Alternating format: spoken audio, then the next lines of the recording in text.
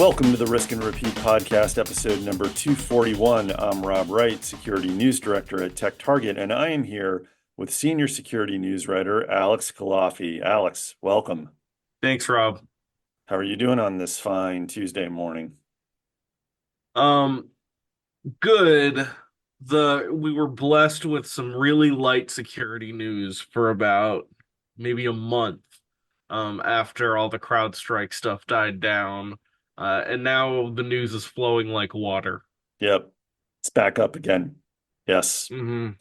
A lot of topics to discuss in cybersecurity, but we today are discussing the SEC charges and penalties against four companies for their Solarwinds related disclosures or lack thereof.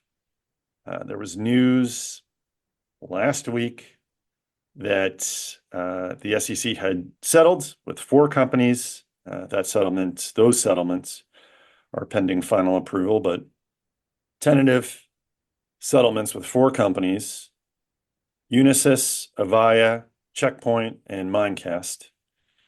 They were charged with making materially misleading disclosures regarding cybersecurity risks and intrusions related to the SolarWinds supply chain attacks in 2020.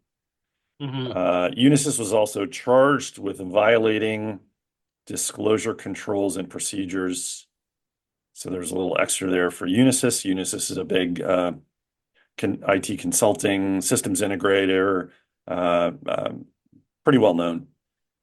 Unisys is going to pay $4 million in a civil penalty, Avaya $1 million, Checkpoint $995,000, and Mimecast $990,000. This was pretty big news because the SEC has been seemingly cracking down on cybersecurity related disclosures, practices, procedures, what have you. The agency obviously has gone after SolarWinds itself, and there's been a lot going on there. And now there's these four companies that apparently did not make full disclosures about their SolarWinds related attacks. Hmm. Uh, Alex, what did you make of this news? Broadly, I guess. The most interesting piece of this to me, and I feel like this is something we would probably talk more about later, but the thing that stood out to me most wasn't that there was legal money changing hands over this very large, messy supply chain attack. Mm, Companies are going to company, they're going to make statements that are in their best interest in the time. One of them are going to catch a fine for uh tangentially adjacent to fraud charge. It's stuff like this is going to happen.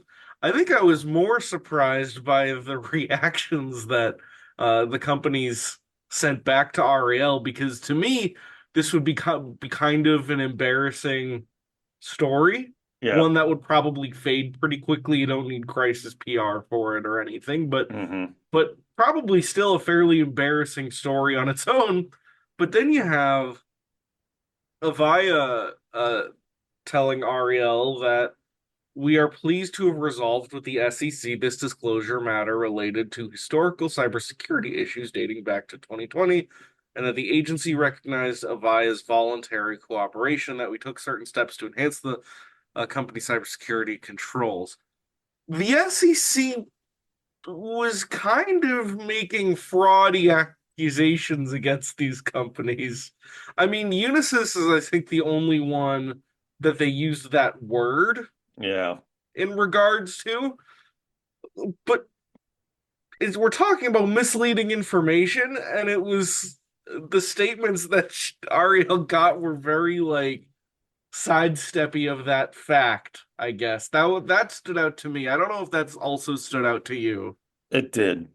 Uh, Normally when these things happen, having covered this kind of stuff for quite a while, covered tech and not just cybersecurity, but when there's regulatory issues like this and there's a settlement that comes down with the SEC or the FTC or what have you, whatever agency, whatever regulatory body, the sort of boilerplate corporate statements that come back from publicly traded companies, and I think it's worth noting that Mimecast is no longer a publicly traded company. I believe I have that right.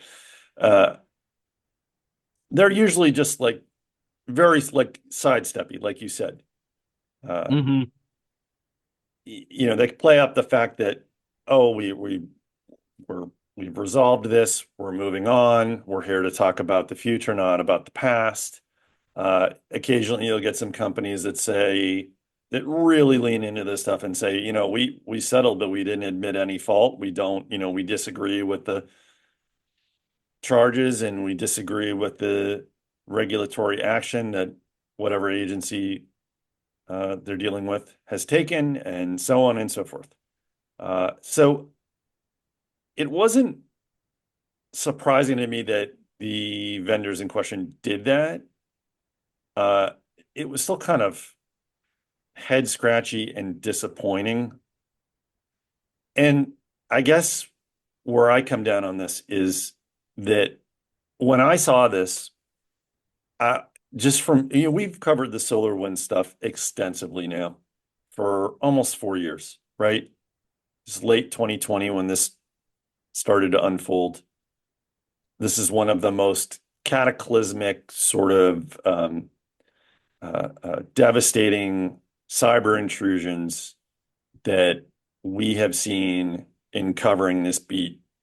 Truly elaborate and complex. I mean, we still don't have an answer as to how Cozy Bear, APT-29, whatever you want to, Midnight Blizzard, whatever you want to call them, how they got into SolarWinds, how they got into the network, when they got into the network. We just have, sort of SolarWinds and other organizations that contributed to the investigation saying, the earliest evidence points to whatever it was, 2019, I think. But hugely complex supply chain attack where the threat actors got into the network in a way that allowed them to poison these updates to the Orion software, IT management software platform. The updates go out, the poisoned updates go out. It gives the threat actors the ability to uh, exploit the poisoned code with I think it was the Sunburst malware, and gain access to, I mean, remember, they gained access to Fire. I believe it was FireEye was first to Yeah. discover the intrusion. So, you're not just talking about some like federal agency. You're talking about one of the top, Mandiant, FireEye were combined at the time. Now, they later split. Mandiant now part of Google, FireEye spun off and sort of combined into another vendor. So it really baffled me that of all the attacks, of all the things that you would have happen to you as a public company that you would want to cover up or at least downplay and sort of minimize and not be fully transparent about, this seems like such a bizarre choice because Hmm. this is the SolarWinds supply chain attack. I don't think very many people are going to blame a SolarWinds customer for getting breached through a legitimate software update that was poisoned from inside the company. So I don't understand why these companies felt the need to sort of downplay it, sweep it under the rug, minimize it, and not be fully transparent. It's not your fault that these updates got sent out, that they were legit, they were signed, sealed, secured, approved, validated, what have you. And to turn around and sort of say, well, we don't want to be fully transparent about breaches connected to these attacks was just such a bizarre. I can't make heads or tails of it. I really am. I would love to talk to the people that made these decisions to say just why.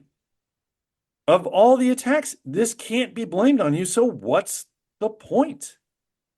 I don't know. What are your thoughts? Um, the point would probably be that this was a really crazy, scary thing, and a bunch of different voices who probably weren't on the technical side at these companies made bad decisions um that they are now reaping relatively small penalties for. Yeah. I mean that's what always happens. Like um it's not really relevant in our jobs, but I mean I know plenty of people who work in STEM, and the amount of times that I hear stories about we knew this was the right thing to do, but the people who haven't been in a lab in 20 years Yeah. made decisions that are going to set us back 6 months. Like it's just I'm guessing something like that either happened corporate nonsense. If I had to put it in a couple words, and the penalties they're paying aren't very large, right? No. The smallest ones, 990,000, which it's not no money, but it's also kind of no money for any of these four. Um, and so I'm left going like, yeah, they shouldn't have done that. It was stupid, but I guess we're all gonna forget this and move on in a week. I I don't don't know. know. It's so you might be right about that. It just seems to me, when they talk about like negligently downplaying. hmm And so I'm reading from the SEC announcement about this. There's four separate orders with each company, and I think we linked to them in our story from our colleague Ariel Waldman. Uh, but like let's take Unisys for example.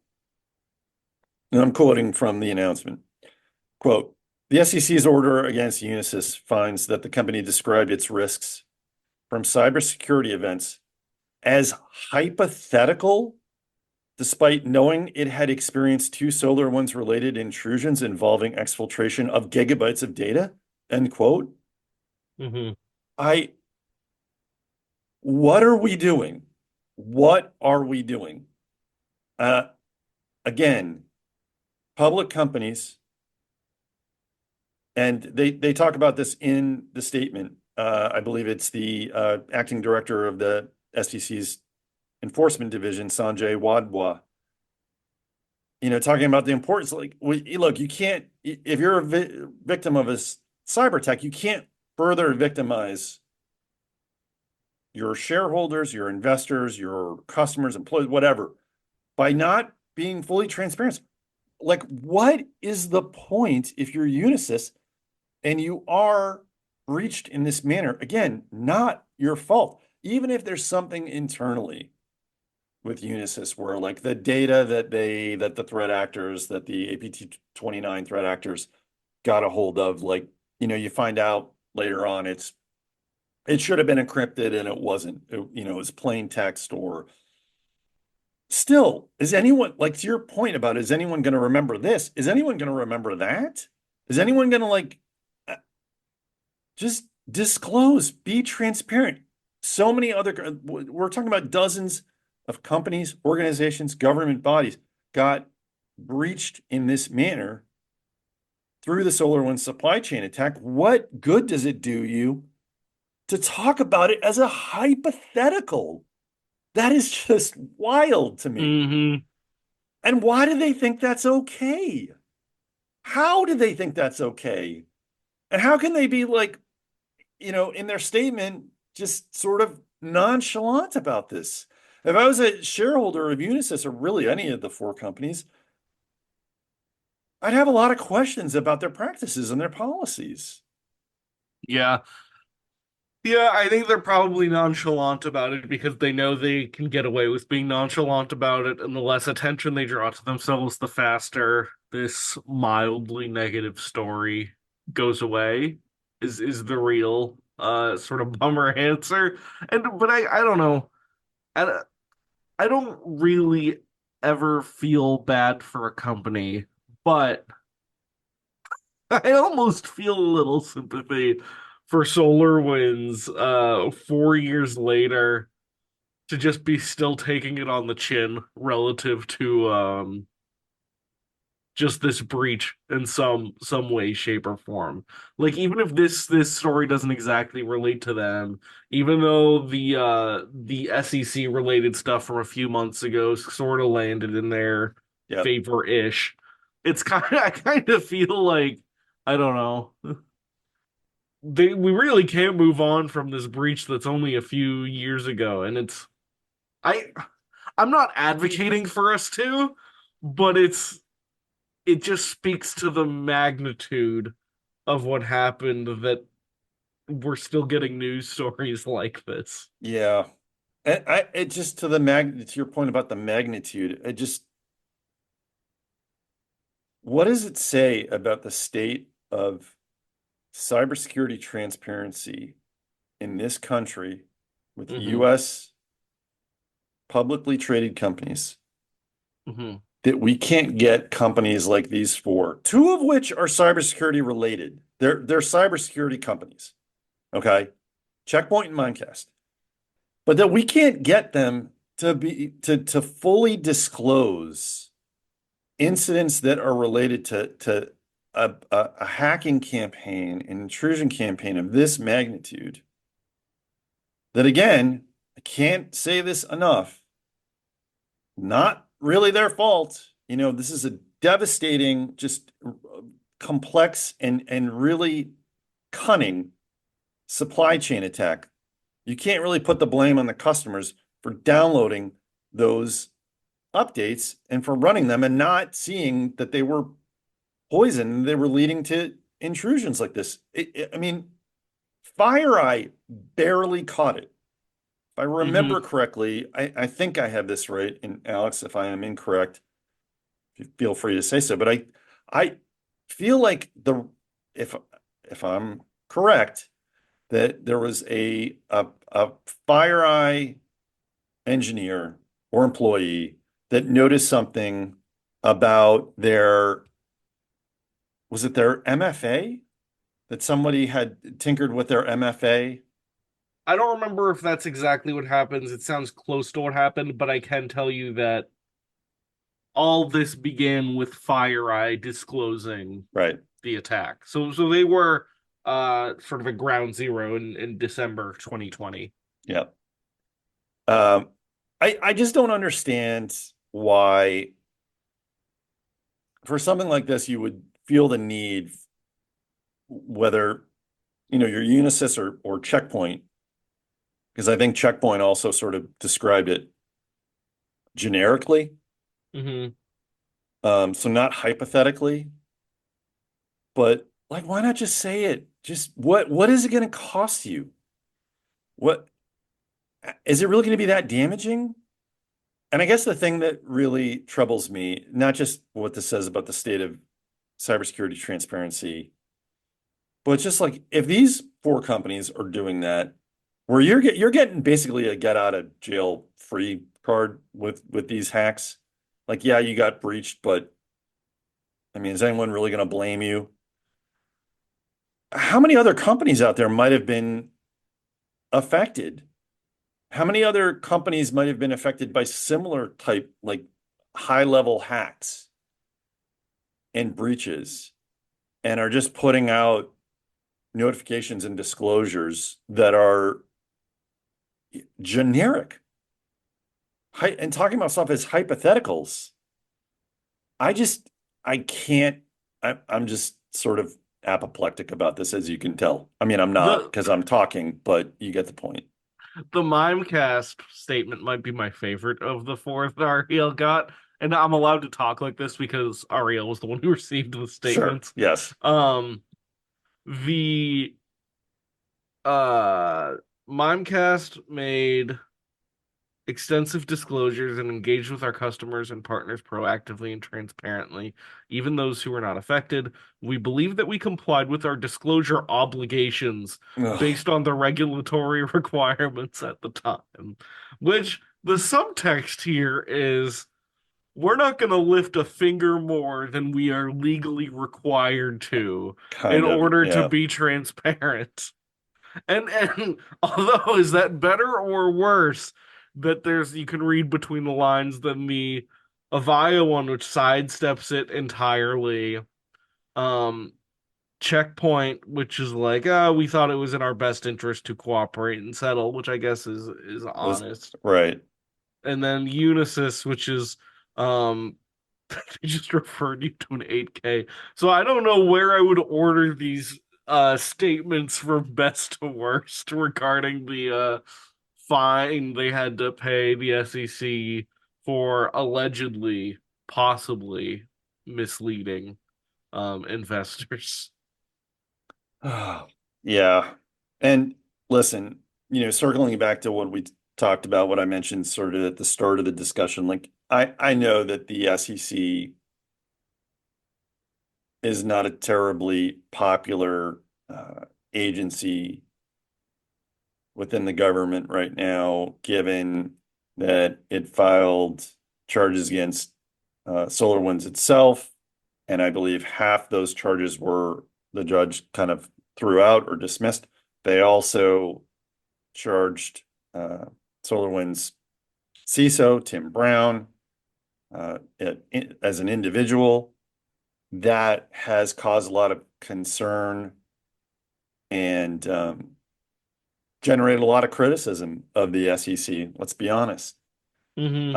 And I should note that I believe there was two, if I have this correct, two commissioners on the SEC who voted against the charges or against the settlements, the agreements.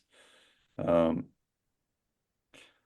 I got to be honest, having read through the uh, settlement orders for each of the four companies, it seems pretty clear to me that the companies were not fully transparent about what had happened. I mean, there's sections of these settlement orders that say facts, and they're quoting directly from each company's public statements. I don't know how you can conceivably maneuver around that unless you are saying like what Mimecast saying or said in the statement, which is we believed we were fully compliant by the letter of the law. We met our regulatory obligation, Hmm. you know? Well, I can tell you, like reading this stuff, that you may have thought you were in the clear and meeting your requirements by the letter of the law, but like I don't know how anybody could read this stuff and feel like I guess common sense wise that they were doing the right thing, that they were being fully transparent. I mean, a couple of these statements, they don't say anything about an actual cyber attack or a breach or an intrusion or SolarWinds related. I mean, so I feel like this is just an example of these companies trying to maneuver or like getting into the minutia and maneuvering around like the details to say, hey, we disclosed, we thought we disclosed properly and we did everything that the letter of the law says we're supposed to do. And I just think that's a little disingenuous. I And I agree. get, and I guess if I'm Alex, question to you, if this is the way that these companies are sort of navigating what they believe to be the state of cybersecurity transparency and cybersecurity disclosure regulations, do you have much hope for the future? Um, Hope for the future. I don't know. This is why like all my money's in ETFs is because I don't like making uh money decisions like this. I prefer people who are better at thinking that way to do so for me. I don't know. I think it's kind of a bummer when stuff like this happens, but this kind of stuff has probably been happening across industries forever, Yeah, right? And is are they kind of minor infractions? Yes. Are they kind of white lies? Yes. If they're lies, allegedly, right? Um, it's not the most egregious thing we've seen a company do in the last 12 months, yeah. but it's No, still for kind sure. of a bummer that it's getting washed under the rug. So I guess to answer your question, I'm not pessimistic about the future based on this alone, but it's kind of a reminder that this is the world we live in. Yeah. I don't know. I don't know if that answers your question. No, it does. And I'll just say for my part, I'm pretty pessimistic. It seems like we're going in a direction that is sort of against increased transparency. There's been so much talk about the need for transparency, full disclosure of cyber attacks, so on and so forth. We've seen so many companies come under fire. I mean, Microsoft, the Storm 0558 attack, the stolen MSA key, consumer signing key. They thought they knew how it was obtained. They said how it was obtained. It turned out later they didn't have really evidence to support that claim. They knew they didn't have evidence to support that claim. This all came out in the CSRB report, and they just sort of waited months on end to actually say in black and white for the public. Hmm. And that's just a theory, and we don't have any evidence that that MSA key was stolen from this crash dump or whatever the theory was. I just, I don't understand. You're right. This is, these are small sort of white lies, sort of small infractions. I guess I don't understand why these companies felt the need to cut corners. Like Mimecast, just say, I mean, they point this out in the announcement. Just you didn't disclose the nature of the code that the threat actor obtained. You didn't specify the quantity of the data and the encrypted credentials. So they're encrypted. Just say it. What is it going to Hmm. cost you? Why? Why cut corners? Why dodge the details?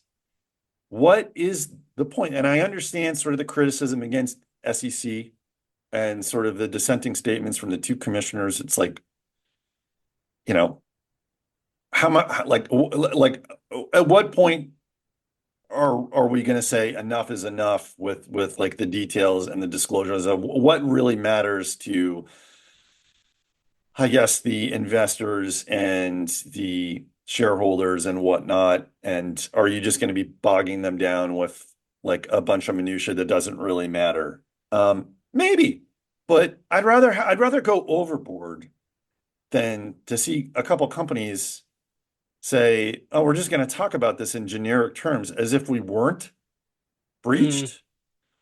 So it's extremely troubling to me, and I don't I worry that we are going backward. We are going in a direction, a negative direction on this, that the line is being moved in a way that is, and if that's the case, then we're going to get legislation and we're going to get proposals that are going to seek to up this type of transparency and disclosure.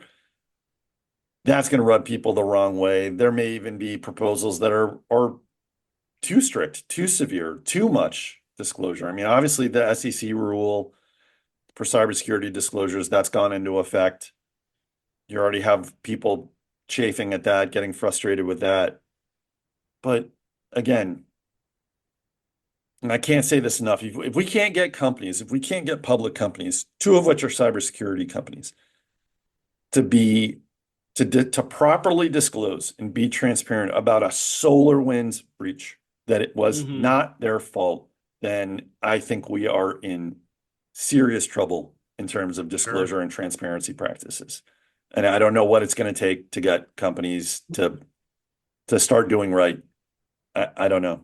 I guess that's a fair point that you can always take the defeatist approach, but it's also fair to want the world to be better too. I don't want to take the defeatist approach. You know me. No, no, no. I I'm saying I was taking a bit of a defeatist approach, and I'm saying that I think you're advocating for okay, things are bad, but things can be better too, and I like that. Like it's like you're pessimistic in an optimistic way. oh yeah. All right, I'll take it. Like maybe there should be some regulation. Maybe we should keep getting mad at this lack of Ah, transparency, even if it does feel like a minor infraction. So yeah, I'm with you, I think. yeah.